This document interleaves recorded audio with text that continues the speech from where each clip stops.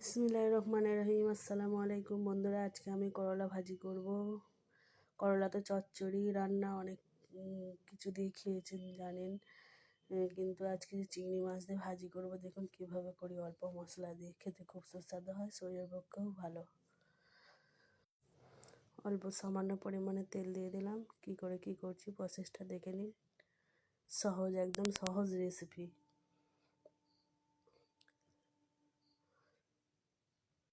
তেলের মধ্যে চিংড়ি মাছ দিয়ে দিলাম। চিংড়ি মাছটা একটু ভাজা ভাজা করে নেবো, নিয়ে তারপরে করলা দেবো, দিয়ে মশলা দিয়ে নাড়াচাড়া করে চাপা দিয়ে দেবো।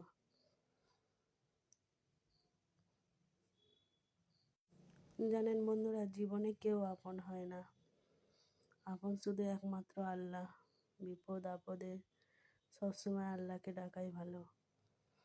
যখন মানুষের সময়টা পার হয়ে যায়, তখনই বোঝা যায় কে আপন আর কে পর।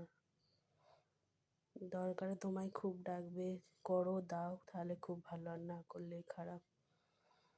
তবে মেয়েদের জীবনটা এটা, সবর করতে হবে, ধৈর্য ধরতে হবে। সবর করলে, ধৈর্য ধরলে একদিন না একদিন আল্লাহ ঠিক সুখ দেবেই দেবে। দুদিন আগে চাহে দুদিন পরে।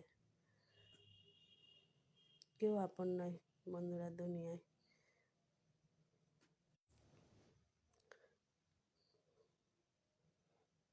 করলা ভাজিটা চাপা দিয়ে দিয়ে ভাজতে হবে। আমি এতে এক ফোঁটা পানি দিইনি। চাপা দিয়ে দিয়ে ভাজলে কি হয়, নরমও হয়ে যায়, ভাজাটা খেতেও ভালো হয়। এটা খেতে খুব সুন্দর হয় বন্ধুরা, একবার বানিয়ে করে খেয়ে দেখবেন। আর আপনারা যদি কিছু নিত্য নতুন রেসিপি দেখতে চান, কমেন্ট করবেন, সেই অনুযায়ী রেসিপি করা হবে।